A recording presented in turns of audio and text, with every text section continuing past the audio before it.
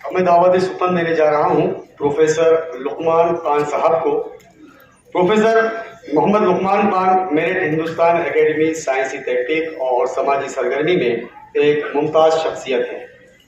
एक प्रोफेसर, एक साइंसदान और एक मारूफ यूनिवर्सिटी के वाइस चांसलर के तौर पर आपने अपनी तमाम जिंदगी माशरे के बेहतरी के लिए वक्त कर रखी है। खासतौर पर पसमानदा लोगों और अक़लियतों की फलाह व बहबूद पर अपनी तवज्जो मरकूज की है। मैं इस शेर से आपको दावत दे रहा हूँ कि मंजिल से आगे बढ़कर मंजिल तलाश कर, मंजिल से आगे बढ़कर मंजिल तलाश कर, मिल जाए तुझको दरिया तो समंदर तलाश कर, और हर शीशा टूट जाता है पत्थर की चोट से, पत्थर ही टूट जाए वो शीशा तलाश कर। प्रोफेसर लुकमान खान। आज का जो सेमिनार है वो मिशन 2050 है।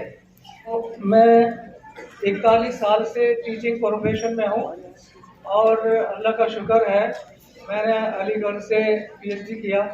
हमारा विज़न 2050 क्या होगा, मेरे ख्याल में किसी ने इस पर जिक्र ही नहीं किया कि हम 2050 में आने वाले 30 सालों में हमारी जो आने वाली नस्लें होंगी वो कैसी होंगी और क्या करेंगी। आप इस पर गौर करिए, ज़रा सोचिए इस बात के लिए।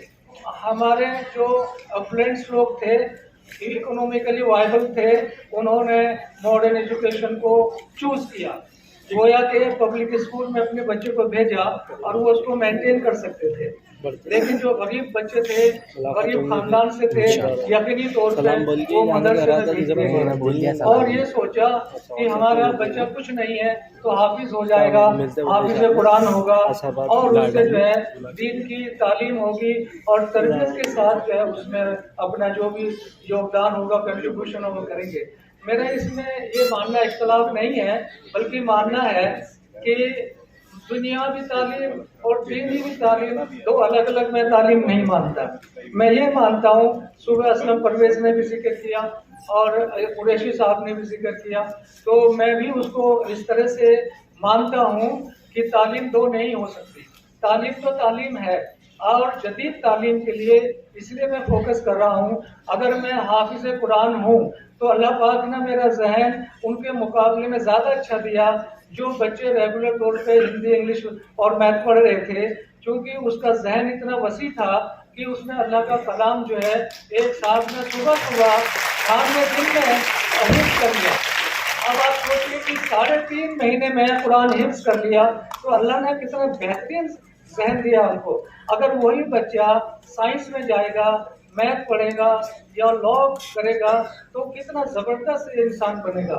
हम इतनी तरह से ये क्यों नहीं हम सोच रहे हैं, हम ये क्यों सोच रहे हैं कि हम जो है सिर्फ और सिर्फ कुरान शरीफ पढ़ेंगे और हम जो है नमाज पढ़ेंगे और जो है हम सब कुछ करेंगे, जो मैं भी कर रहा हूँ आप भी कर रहे हैं। लेकिन इसके साथ उसको ज़िंदगी गुजारने के लिए मैं अगर हाफिज हूँ, आपका कोई डेटाबेस है इन बच्चों का? इससे पहले जो बच्चे हिफ्ज़ करके जा रहे थे उनका कोई डेटाबेस स्कूल के पास, मदरसे के पास नहीं है कि वो हमारे बच्चे कब जा रहे हैं। इतनी तो मस्जिदें नहीं है हमारे शहरों में, फिर वो क्या करेंगे?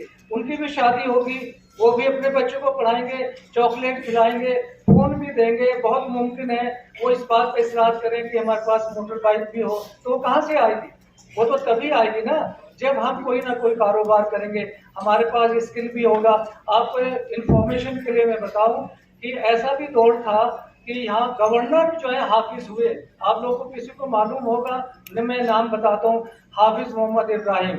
वो जो है उस वक्त के गवर्नर थे जब शुरू में हिंदुस्तान 50 के बाद जो है आज़ादी के बाद जो है गवर्नरशिप लागू हुई और इलेक्शन होना शुरू हुए।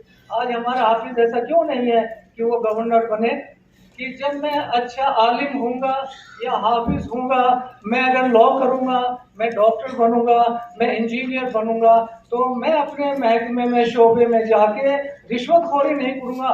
ये इस्लाम है बुनियादी तौर पे कि अगर हम जो है इस्लाम को आगे हम बढ़ाना चाह रहे हैं, इस्लाम की अहमियत जताना चाह रहे हैं, तो हमको इस्लाम ऐसे दिखना चाहिए कि एक गैर मुसलमान ये कहे कि देखिए मुसलमान ऐसे होते हैं। I don't believe in such philosophy. Option is nothing in Islam. Option is nothing.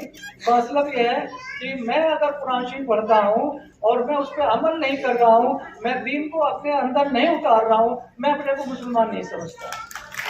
देखिए, आप ये समझते हैं कि हमारे बच्चे ने बड़ी तीर मार दिया, एक बच्चे ने आईएएस कर लिया, आईपीएस कर लिया, उसके बाद वो रेवेन्यू सर्विस में भी आ गया और बहुत खुश होकर कहते हैं कि साहब इतने बच्चों में 2 बच्चे हो गए, एक भोपाल से हो गया है, एक लखनऊ से हो गया है, एक कोई मेरठ से अलीगढ़ से हो गया। मैं तो इस बात से बहुत शर्मिंदा हूँ कि अगर 23 करोड़ या 27 करोड़ की आबादी में आपको ये कहना पड़े कि 3 बच्चों ने या 14 बच्चे ने आईएएस किया, शर्म की बात नहीं है ये। जैसे मैं अमेरिका कनाडा की बात कर रहा था, वहाँ पर इस्लाम नहीं है मगर इस्लामियत दिखती है। वहाँ का हर आदमी लॉ ऑफ लैंड को मानता है, वहाँ पर कोई बेईमानी झूठ नहीं है, वहाँ पर पुलिस दिखती नहीं लेकिन इन्फोर्समेंट दिखता है। तो ये जो मसला है ना, ये कोई जरूर, ये ऑनेस्टली हमारे इस्लाम की मुसलमानों की कोई औकात नहीं है।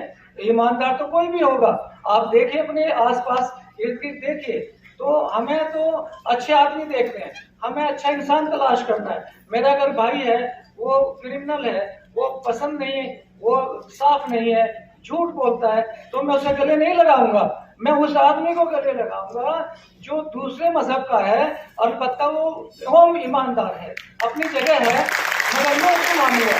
तो ये है कि हमें एक ऐसे समाज बनाना है कि जिनके बीच में हम रह रहे हैं वो हमारी तारीफ करें और वही हमें जो है नौकरी में आगे हिस्सा बढ़ाएं। और आप ये देखेंगे, आप हिंदुस्तान में उसी यूनिवर्सिटी से एमपी सिंह या ललित मोहन या शर्मा वर्मा पढ़ के उसको जॉब मिल रहा है, हमारा ही क्लास फेलो, कोर्स भी है, टीचर भी है, हॉस्टल भी है, आबो हवा भी है, लेकिन नौकरी उसके मिल रही है और हमें नौकरी नहीं मिल रही है। अब आप कौन नौकरी देगा? अलीगढ़ में तो सबको नहीं मिलेगा, जामिया में सबको नहीं मिलेगा, हमदर्द में नहीं मिलेगा, या यहाँ पर जो हमारा स्कूल है जहाँ पर आप सब लोग यहाँ देख रहे हैं जिसका मैं जिक्र का, वहाँ भी सबको तो नहीं अकोमोडेट कर सकते। अल्टीमेटली तो आपको समंदर में उतरना पड़ेगा। तो समंदर में उतरने के लिए बहुत सारी चीजों का ध्यान भी रखना होगा, कैसे हमको रास्ता बना के आगे निकलना है। हमको फैल के नहीं चलना, हमको उलझना नहीं है, हमको रास्ता बना के आगे निकलना है। हमको तो अल्लाह पाक ने रहबरी के लिए पैदा किया था, हमको रहबर बनना है। पढ़िए, समझिए अपने आप को, आपके एतराज में क्या है, आप झूठ हैं सच हैं, अब भी बहुत ज़्यादा बातें हो जाएंगी। मैं आप लोगों से विदाई लेता हूँ, इंशाअल्लाह फिर नेक्स्ट कभी मौका है मुलाकात करूँगा। अल्लाह हाफ़िज़।